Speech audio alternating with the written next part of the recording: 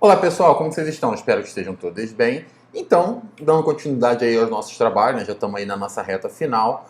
Hoje a gente vai falar um pouquinho mais de logaritmo, né? Mas na verdade, quando eu falei com vocês primeiro sobre o logaritmo, eu falei do logaritmo como uma ferramenta de cálculo, tá?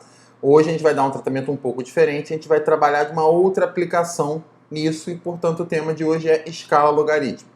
Então, assim, a ideia da aula de hoje vai ser uma aula muito resumida, tá? Eu não vou me aprofundar, porque isso também é muito relacionado com outras disciplinas, vocês vão rever, né, esses conceitos em outras disciplinas, mas eu quero falar um pouquinho sobre o ponto de vista matemático, sobre as vantagens de você pensar, né, de uma maneira numa escala logarítmica, tá? E assim, o que vai ser essa escala? A gente vai ver já já.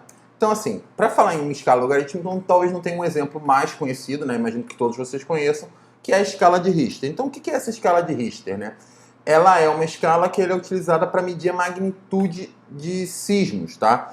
É basicamente terremotos, mas não precisa necessariamente ser só um terremoto. Pode ser uma explosão de bomba ou qualquer outra coisa que abale bastante, né? Então, essa é uma escala muito utilizada para medir essa magnitude de sismo. Então, como é que é a fórmula, né? A fórmula é magnitude, esse m é magnitude, é igual ao log de A, esse A é a amplitude das ondas sísmicas, e aí eu estou colocando a unidade aqui em milímetros, mas não vou me aprofundar, vocês vão ver isso em geografia, em física e por aí vai. E eu tenho aqui um ΔT ao cubo, e esse ΔT é um tempo, né, em segundos, dividido por 1,62, tá? E assim, quando eu olho para essa forma, né, como eu quantifico a magnitude de um sismo, eu percebo que aqui tem um logaritmo, um log aqui. E aqui é log mesmo na base 10, que é esse que é usado na escala. A pergunta que surge, né, que está aqui no balãozinho do lado, é por que essa escala ela foi concebida dessa forma, né? Porque assim, o que vai acontecer, a gente vai perceber, é que essa escala Richter, ela também é muito uma escala de aplicação, mas também de divulgação. Então ela é feita dessa maneira, através do logaritmo, para poder que as informações dessa escala se tornem mais acessíveis. Então, como é que isso funciona, né? Peguei aí uma tabelinha da Wikipédia com as escalas, então assim, né, talvez seja um pouco difícil para ler, mas isso também não é muito importante. Então eu tenho aqui, né, a magnitude, as magnitudes, e aí eu tenho os efeitos, né? Então, por exemplo, né, eu tenho aqui de magnitude entre 2 e 2,9, geralmente nem é sentido, apenas detectado pelos sismógrafos. Se eu pego aqui já de magnitude de 6 a 6,9, pode ser destruidor em áreas habitadas num raio de até 160 quilômetros em torno do epicentro. Então você já vê que o negócio aqui de 2 para 6 já ficou muito pesado. Se eu saio de 6, por exemplo, para 8, né, de 8 a 8,9 pode causar danos sérios num raio de várias centenas de quilômetros em torno do epicentro. E aqui é a frequência que eles ocorrem, que também não nos interessa. Mas o que eu quero chamar a atenção para vocês para essa escala é o seguinte, né? Se eu estou num termomodo de escala 2, se eu aumento 2 unidades, eu vou para uma escala 4. Então, o de escala 2 que eu normalmente nem sinto, né? O de escala 4 já treme um pouco no interior das habitações, você já sente um pouco a tremedeira. Se eu aumento mais 2 unidades, já vira uma coisa devastadora. Se eu aumento mais 2 unidades, aí detonou tudo. E aí isso surge a questão, né? Porque assim, a questão é que a gente percebe é que o poder de devastação do terremoto, ele parece que vai aumentando conforme eu estou caminhando. Isso seria natural. Mas a forma como ele aumenta, isso gera um pouco de estranheza. Por exemplo, de 2 para 4, a diferença prática do terremoto não é tão impressionante quanto do 4 para o 6. E nem tão impressionante quanto do 4 para o 8. Então, o objetivo da nossa aula é a gente entender isso, né? Entender esse conceito. E aí, uma outra informação que é importante, né? Quando a gente fala de escala Richter, é a energia liberada. Então, a energia eu calculo, né, fazendo o A, né, que é aquela amplitude, elevado a 3 meios, tá? Mas antes de a gente aprofundar e voltar aqui na escala Richter, vamos falar um pouquinho sobre a escala logarítmica. Então, aqui eu coloquei um negócio que vocês vão mexer provavelmente quando vocês estiverem, né, fazendo laboratório e por aí vai. E aí, esse negócio, essa folha, né, que eu coloquei aqui, é o que a gente chama de papel monolog. O que eu quero chamar a atenção para vocês, eu sei que vai ser difícil de observar, mas eu vou anotar, é que aqui embaixo, cada barrinha dessa mais grossinha, está andando de 10 em 10. Então aqui é 10, aqui é 20, aqui é 30, 40, 50, 60, 70, 80, 90, 100, 110, 120. Só que quando você percebe, olhando aqui na vertical, aqui eu tenho 10. Então esse cara aqui, ele é o 10. Quando eu olho aqui, eu tenho o 100. Quando eu olho aqui, eu já tenho o 1000. Isso gera uma estranheza, por quê? Quando eu olho na horizontal, cada distância, né, vai mexendo da mesma maneira. Então, assim, ó, 10, 10, aumentando 10 em 10. Quando eu olho na vertical, esse tamanho aqui, que é igual a esse tamanho aqui, eu aumentei de 10 para 100. E que é igual a esse tamanho aqui, eu já aumento de 100 para 1000. O que eu percebo aqui nessa forma, né, de desenhar, e esse papel é o que a gente chama de papel monologue, é que tamanhos iguais, né, a esse tamanho aqui, eu estou multiplicando por 10. Então, se eu ando do 9 para cá, o mesmo tamanho, sai do 9 para o 90, tá? E assim, qual que é o detalhe disso, né? É porque, assim, a gente estudou, né, que o log de 10 na base 10, ele vale 1. O log de 100 na base 10, ele vale 2. O log de 1000 na base 10, ele vale 3. Então, esse tamanho daqui para cá, ó, que é igual a esse tamanho daqui para cá, que é igual a esse tamanho daqui para cá, é como se eu andasse uma unidade a mais no logaritmo. E como aqui eu estou trabalhando com um logaritmo de base 10, então o que eu estou fazendo é, cada unidade dessa que eu ando no logaritmo, eu estou multiplicando por 10. Beleza? Eu sei que isso parece um pouco esquisito, mas quando a gente for ver isso aí, por exemplo, na prática, né, aqui num exemplo, vocês vão ver como é que isso fica interessante, como é que isso funciona, principalmente na marcação de gráficos, né?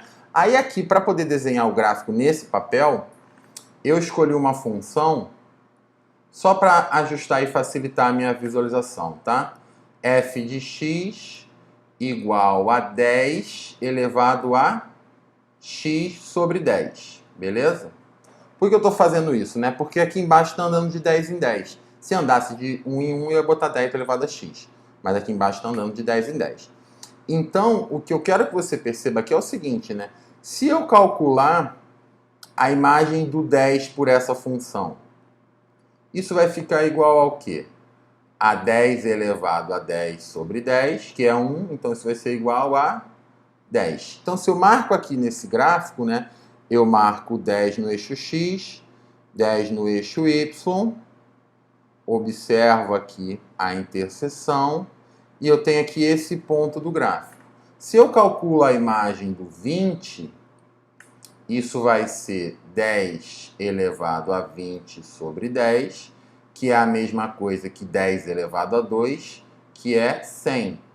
Então eu posso marcar o 20 aqui, o 100 aqui, né? Venho aqui, não vou fazer o pontilhado todo, vai ser esse ponto aqui. Se eu calculo a imagem do 30, isso aqui vai ser 10 elevado a 30 sobre 10, que vai dar 10 elevado a 3, 1000. Então, a imagem do 30 vai bater aqui no 1000. E aí, se eu desenho, né, esse gráfico, como é que vai ficar, né? Agora é a hora difícil, né? Mas assim, né? O que vai acontecer é que esse gráfico, ele vai ficar uma coisa mais ou menos assim. E aí isso para mim gera uma estranheza. Por quê? Porque quando eu penso nessa função, isso aqui é uma função exponencial. Então, o que eu esperaria, né, para o gráfico de uma função exponencial? Que ele fosse uma coisa assim. Só que quando eu observo esse gráfico aqui desenhado nesse meu papel monologue, esse gráfico ele ficou uma reta, tá? Então, por que esse gráfico aqui ele ficou uma reta, né? Justamente porque eu peguei o eixo y e coloquei ele em uma escala logarítmica. Então, o que a gente observa desse papel, a grande vantagem dele, é que ao invés de tamanhos iguais representarem variações iguais, né? Então, ó, esse tamanho aqui representar essa mesma variação, variação em termos de número, né? Número no sentido de somar a mesma coisa, né? Então daqui para cá tem o mesmo tamanho, mas daqui para cá eu não somei a mesma coisa. Eu vou pensar de uma maneira diferente, que tamanhos iguais equivalem a multiplicar por valores iguais. Então daqui para cá, de 1, né, para 10 eu multipliquei por 10, então daqui para cá eu vou multiplicar por 10 também, tá? Então 10 vai ser o número que eu vou usar para basear aí essa minha escala. Fiz um corte aqui, né, para vir para o GeoGebra, para poder ilustrar para vocês a ideia da coisa, né? E como é que isso funciona. Então, como é que isso funciona, por exemplo, na prática, né? Então, se eu for lá na minha função, eu posso escrever aí os pontos que eu calculei da minha função, né? Que é o ponto 10 para x, 10 para y, tá aí o meu ponto. O outro ponto, 20 para x, 100 para y, que aí ele já nem aparece mais na minha tela, né? Para ele aparecer na minha tela, eu tenho que fazer esse zoom out aqui bizarro. O outro ponto, né? 30 para x, 1000 para y. E aí, para ele aparecer na minha tela, o que acontece, né? Eu tenho que tirar muito. E aí, esse ponto ele praticamente vai para a origem. E aí, isso fica uma coisa muito difícil de visualizar. E aí, se eu quisesse calcular um próximo ponto, né? Imagina, né? 40 para x, 10.000 para y. Aí, ó, o ponto A e o ponto B, né? Até aquele outro ponto aparecer, ó, já até buga meu GeoGebra, o ponto A e o ponto B vão quase virar um ponto só. Então, vocês percebam que a visualização disso, graficamente, ela acaba sendo uma visualização muito complicada. Então, é aí que eu uso a minha ideia de introduzir uma escala logarítmica, tá? Que na hora de desenhar fica lá do jeito que está no papel, mas graficamente, o que eu estou fazendo, né? É que ao invés de calcular o valor exato do y, o que eu calculo? O log desse valor. Então, por exemplo... Então, gente, fiz um pequeno corte aí, porque ia embolar tudo. Então, eu preferi cortar e enxertar nesse pedacinho no vídeo. Então, o que eu estava falando, né? Eu coloquei ali os pontos de volta, e esses pontos eles têm uma visualização muito difícil, né? Porque essa é uma função exponencial. Então, se eu coloco, por exemplo, aqui a função, né, 10 elevado a x sobre 10, tá aí o gráfico, beleza, mas assim, é muito difícil visualizar esse gráfico como um todo, né? Então, qual que é a estratégia que a gente vai adotar, né? Ao invés de colocar, né, o valor propriamente desse cara, eu vou colocar o log dele. Então, ao invés de colocar 10, eu coloco o log de 10. Ao invés de colocar 100, eu coloco o log de 100. E ao invés de colocar 1000, eu coloco o log de 1000. Por que ele não aceitou meu log de 1000? Não sei. Eu coloco o log de 1000. Por que, filhote? Você não quer aceitar meu log de 1000? Log de 1000. Pronto, L minúsculo, claro. E aí eu consigo até olhar mais valores, né? Então eu posso colocar, por exemplo, né? O 40 log de 10.000. E aí, esse cara, né, que tinha esse comportamento exponencial de tão difícil interpretação, ele ganha aí um comportamento linear. Então, ao invés de eu ter que trabalhar com a função y igual a log, y igual a 10 elevado a x sobre 10, eu trabalho com a função y igual a log de 10 elevado a x sobre 10. E aí, eu não preciso trabalhar mais com essa curva, né? Posso trabalhar com essa reta. Então, até para visualização, isso é muito mais fácil. E aí, partindo dessa ideia que foi criado aquele papel lá, o papel monolog, que vocês vão ver aí mais adiante. Beleza, gente? Então, vamos voltar lá para os nossos slides. Então, aí, fazendo um resumo, né, do que a gente falou, a ideia é a seguinte, né? É que eu, ao invés de representar o y, eu represento o log. E aí, a curva que teria um comportamento exponencial, ela ganha um comportamento linear, que facilita muito a minha interpretação. Só que o problema que isso gera é que isso gera alguns problemas de conta. Então, assim, o que está acontecendo, né? Voltando lá para o que a gente falou, de que se você aumentar uma unidade, o que está acontecendo de fato com o logaritmo? Então eu coloquei aqui, né, com a magnitude, né? Eu coloquei aqui esse exemplo para a gente poder entender. O que acontece, né, tanto com a amplitude quanto com a energia liberada, se eu aumento uma unidade na magnitude, né? Então eu peguei ali a fórmula, a magnitude é igual a isso, e a energia liberada é igual a essa. Então eu vou olhar agora para a magnitude mais 1. O que está acontecendo, né, quando eu somo uma unidade na minha magnitude, né? Então o que é a magnitude, né? É o log de quem, né? De A vezes ΔT ao cubo, né? Dividido por 1,62 mais 1.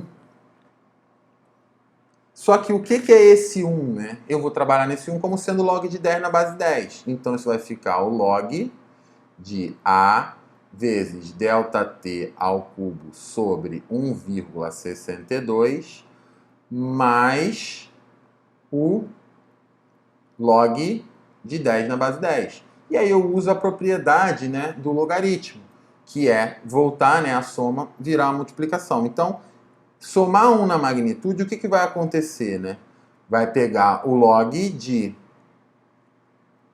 10 vezes A, vou colocar esse cara aqui dentro de um parênteses, vezes ΔT ao cubo, dividido por 1,62. Então, qual é a conclusão que eu chego aqui, né? A conclusão que eu chego aqui é que aumentar uma unidade na magnitude equivale a multiplicar a amplitude por 10. E aí, como a amplitude, né, ela não é tão intuitiva assim, né, o efeito disso, a gente pode pensar na energia. Então, assim, aumentar 1 na magnitude equivale a multiplicar a amplitude por 10. E o que vai acontecer com a energia, né? A energia, que era A elevado a 3 meios, ela vai passar a ser o quê? 10A elevado a 3 meios, que é a mesma coisa que 10 elevado a 3 meios vezes A elevado a 3 meios. Aí você observa que A elevado a 3 meios é a energia antiga. Então, se eu aumento 1 na magnitude, eu estou multiplicando por 10 elevado a 3 meios. E quanto que é 10 elevado a 3 meios, né? Isso aqui é aproximadamente 31,6. Então, qual é a conclusão que a gente chega, né? De que se eu aumento 1 na magnitude da escala Richter, eu estou multiplicando a energia liberada pelo sismo por 31,6. Então, se eu aumento 2 unidades na escala Richter, eu multiplico por 31,6 duas vezes. Então, eu multiplico por 31,6 ao quadrado. E eu já posso fazer a conta aqui, porque essa eu não sei de cabeça. Então, deixa eu olhar aqui, né? 31,6 vezes 31,6. Então, é praticamente, né, multiplicar por 1000. Deixa eu pegar aqui uma outra cor, né? A cor da caneta vermelha. Então, ó, 31,6 ao quadrado, isso aqui é aproximadamente, vou botar aqui o valor, vou botar 1000. Então, se eu aumento em 2 unidades a magnitude, eu estou multiplicando a energia liberada por 1000. É por isso que quando a gente vai lá, né, daqui para cá, eu aumentei 2 unidades. Então, daqui para cá, eu multipliquei a energia por 1000. Só que a energia era tão pequenininha que quando eu multiplico por 1000 não faz tanta diferença. Daqui para cá, eu multiplico de novo por 1000. Então, já faz uma diferença muito maior. E daqui para cá, eu multiplico de novo por 1000. Então, daqui para cá, eu multipliquei por 1000, multipliquei por 1000, multipliquei por 1000. Então, vocês percebem aí essa diferença absurda, tá? Então, assim, né, quais são as vantagens e desvantagens, né, do que está acontecendo?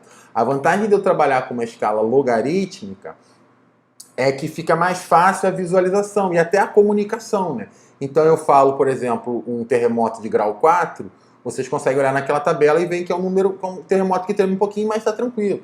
Quando eu já falo de grau 8, vocês já sabem que é uma coisa absolutamente devastadora. Então, qual que é, teoricamente, o lado que a gente precisa corrigir, né? É isso, né? De entender que esse aumento de uma unidade numa escala logarítmica, ele equivale a multiplicar por alguma coisa. E aí, no caso da escala Richter, esse aumento de uma unidade equivale a multiplicar a energia por 31,6. Beleza, gente? Eu sei que isso é um assunto muito denso, mas eu estou tentando fazer esse vídeo bem rápido. Tá? Se tiverem algum comentário, alguma dúvida, vocês podem falar comigo.